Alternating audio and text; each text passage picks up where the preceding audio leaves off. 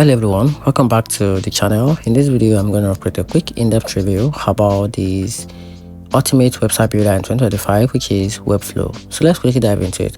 Webflow in 2025 is still one of the cleanest, most flexible way to build a website without touching code. But with the power to design like a pro, you get full creative control, smooth animation, a visual CSS editors, and hosting that's honestly faster than most DIY platforms. It's perfect for creators who want pixel perfect design, agencies that need high-end client-side, and beginners who want pro quality results without hiring a developer.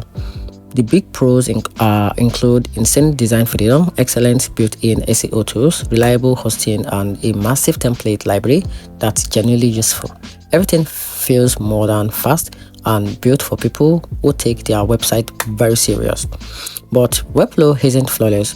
It has a learning curve, like you definitely click around confused for an hour the first time. Its pricing is higher than beginner platform, and the advanced feature like CMS items or e-commerce limit can add up quickly. Still, the overall verdict is very simple.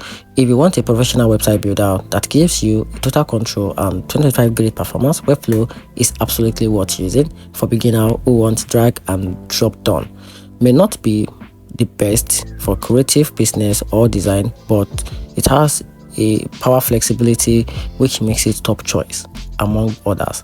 And that's it. Hope you find the video helpful. If you do, turn on the notification button and subscribe for more breakdown. You're welcome.